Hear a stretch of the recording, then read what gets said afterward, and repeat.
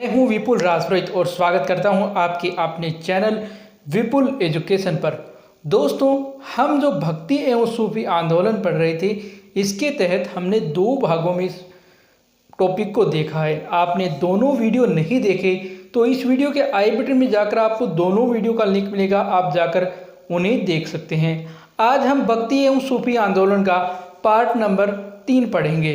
तो दोस्तों, सर्वप्रथम हम शुरुआत करते हैं संत रामानंद से। संत रामानंद। तो देखिए दोस्तों, संत रामानंद शुरू करने से पहले आप सबसे रिक्वेस्ट है कि अभी तक आपने अपने चैनल विपुल एजुकेशन को सब्सक्राइब नहीं किया है तो सब्सक्राइब करें, बेल आइकन को प्रेस करें, वीडियो को अभी से लाइक कर दे, शेयर कर दे, कमेंट कर दे। तो देखिए, रामानंद के बारे में हम पढ़ते हैं। तो रामानंद जो है ये क्या थे दोस्तों, ये थे सगुण भक्ति। सगुण भक्ति में विश्वास रखते थे।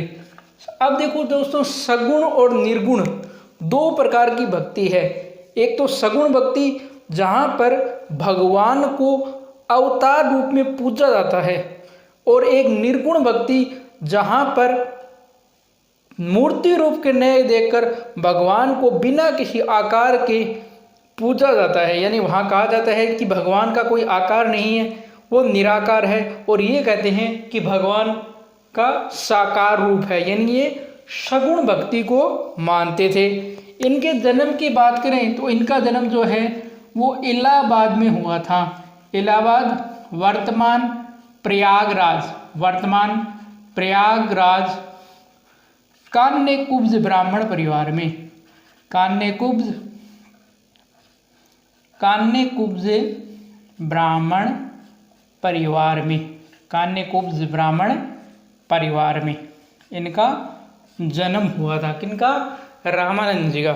अब देखिए, रामानंद जी जो है, इनके गुरु का नाम है यादव प्रकाश। इनके गुरु का क्या नाम है? यादव प्रकाश। यादव प्रकाश से इन्होंने क्या किया?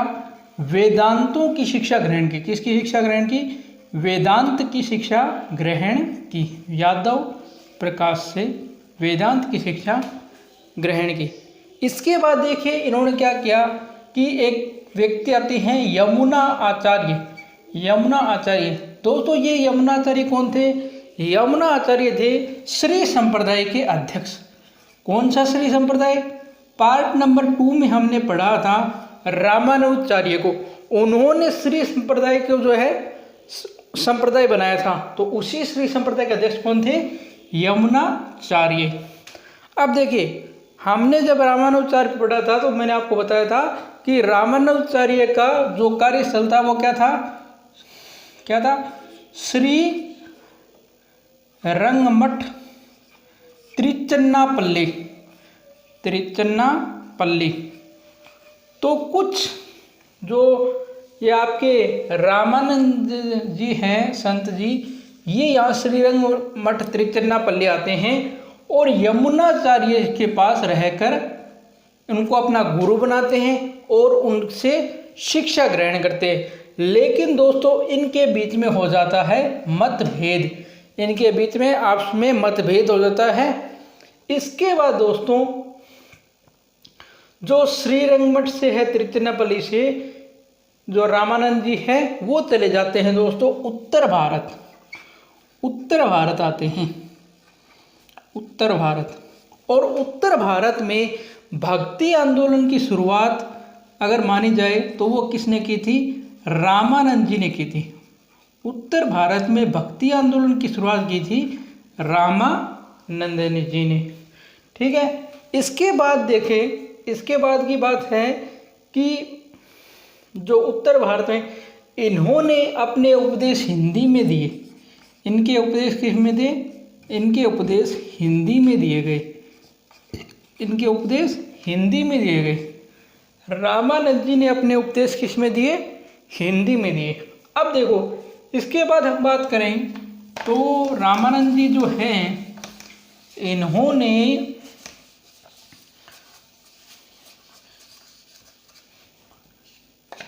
श्री राम की उपासना पर बल दिया।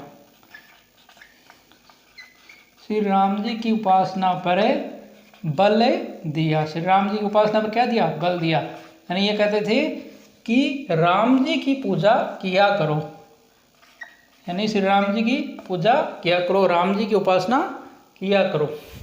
इसके बाद देखिए इनके जो शिष्य हैं कुल 12 शिष्य माने जाते हैं। 12 शिष्य जो अलग अलग संप्रदायों, अलग अलग वर्ग से थे।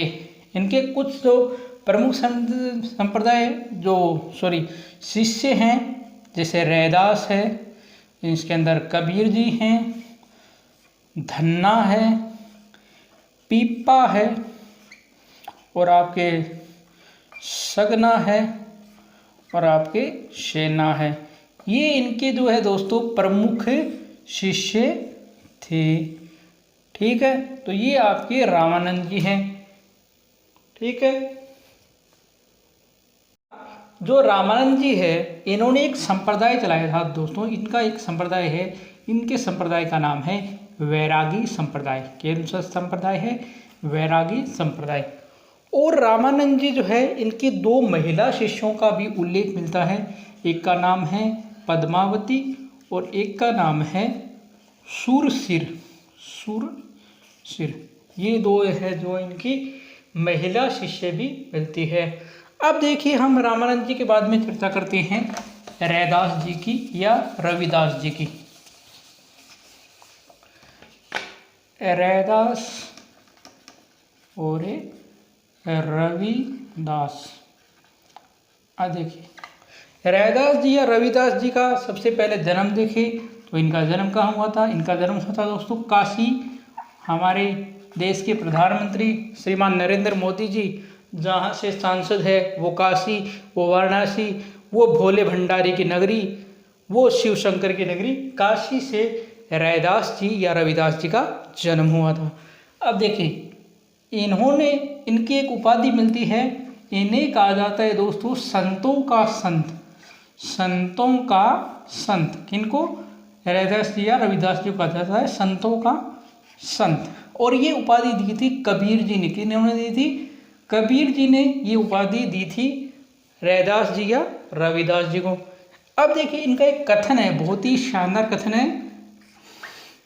इनका कथन है मन चंगा तो कठौती विच गंगा। कठौती विच गंगा, कि मन चंगा हो तो कठौती में भी गंगा आ जाती है। मन चंगा तो कठौती विच, कठौती यानी लकड़ी का जो एक पत्थर होता था उस समय का, उसमें जो है गंगा आ जाती है। तो एक इनका कथन है हरि सब में और सब हरि में, और सब हरि में, यानी हरि सब में और सब हरि में, यानी हरि सब के अंदर है और सब हरि के अंदर है। ये भी इनका कथन है। और इनका एक संप्रदाय है दोस्तों, इनका संप्रदाय है रायदासी संप्रदाय। रायदासी संप्रदाय इनका संप्रदाय है। और एक बहुत ही प्रमुख इनकी बात है कि जो राजस्थान की, जिनको राजस्थान की प्रमुख भक्ति, जो एक संत है, संत या हम के प्रमुख भक्ति के अंदर जो नाम जाना जाता है वो है मीराबाई का। मीराबाई, मेड़तनी मीरा, जिन्होंने गाया था कि मेरा तो श्याम अकेला दूजा ना कोई। ये भजन जो मीराबाई का है कि मेरा तो गिरधर गोपाल दूजा न कोई। तो मीराबाई के गुरु थे रैदास जी। कौन थे? रैदास जी मीराबाई के गुरु थे। और देखिए इनके जो भजन हैं, इनके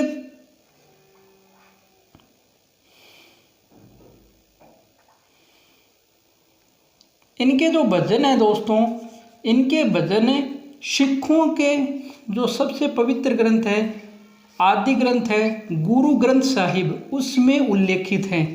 गुरु ग्रंथ साहिब में इनके भजनों का वर्णन मिलता है दोस्तों, गुरु ग्रंथ साहिब में। किनके? रैदास जी के। तो रैदास जी के बारे में देख लो, काशी में जन्म हुआ था, संतों के संत हैं, मनचंगा तो कठौती विचगंगा, हरि सब में और सब हरि में रैदासी संप्रदाय चलाया था। मीराबाई के गुरु थे और इनके भजन कहाँ संकलित हैं? गुरु ग्रंथ साहिब में। अब देखिए, इनके बाद हम बात करते हैं कबीर दास जी की। कबीर जी की बात करते हैं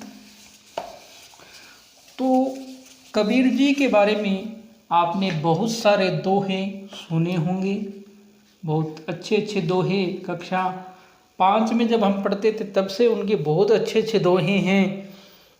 मुझे एक याद आ रहा है कि कबीरा खड़ा बाजार में सबकी मांगे खैर, ना काहूँ से दोस्ती ना काहूँ से बैर। ये बहुत ही अच्छा उनका दोहा है।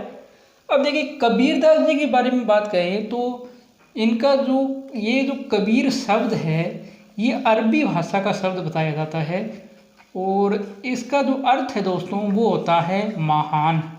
इसका अर्थ क्या होता है? महान।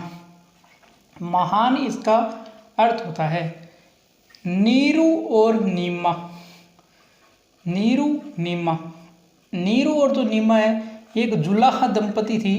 कहाँ की? जुलाहा दंपति थी वाराणसी की, काशी वाराणसी वहाँ की जुलाहा दंपति थी।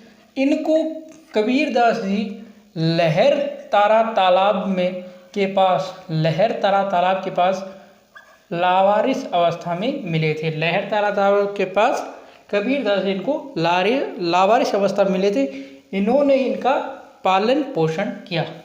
कबीरदास जी जो है एक तो गृहस्थ थे, लेकिन निर्गुण भक्ति पर विश्वास रखते थे। निर्गुण भक्ति के उपासक थे, यानी भगवान का आकार नहीं मानकर, उनको निराकार मानकर ही पूजा या अपने उपदेश या अपने दोहे जो भी देते थे वो देते थे। और ये जो है गृहस्थ थे। इन्होंने जाति पाति, छुआछूत इनका विरोध किया था। इन्होंने हिंदू मुस्लिम एकता पर बल दिया था।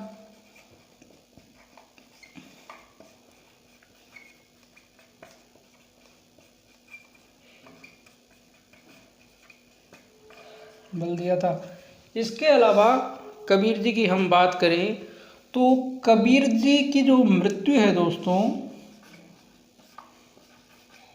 ये मगहरा नामक स्थान जो कि यूपी में है वहाँ हुई थी। इनके बाद जो है इनके धर्मदास जो इनका शिष्य है वो गद्दी पर बैठा था। धर्मदास जो है गद्दी पर बैठा। और इनकी जो ग्रंथ है, एक तो है शब्द साखी इनका ग्रंथ है। और इनका शिष्य है भागदास। उन्होंने इनके जितने भी जो भजन मान लो, उपदेश मान लो, उनको बीजक नामक ग्रंथ में संकलित किया था। तो ये हैं आपके कबीरदास जी। और दोस्तों आज इतना ही देखेंगे। मैं उम्मीद करता हूँ आज हमारा ये वीडियो आपको पसंद आए। अगर वीडियो पसंद आए तो वीडियो को एक लाइक कर देना, दोस्तों के साथ इसे शेयर करना, कमेंट जरूर करना कमेंट बॉक्स में वीडियो कैसा लगा, क्या कमी थी। और आप सभी चैनल सब्सक्राइब करें और चैनल की जो बेल आइकन की घंटी है इसे प्रेस करने पर वीडियो की नोटिफिकेशन सबसे पहले आपके पास पहुंच जाती है। धन्यवाद दोस्तों। जय हिंद, जय भारत। आप सब घर रहें, स्वस्थ रहें।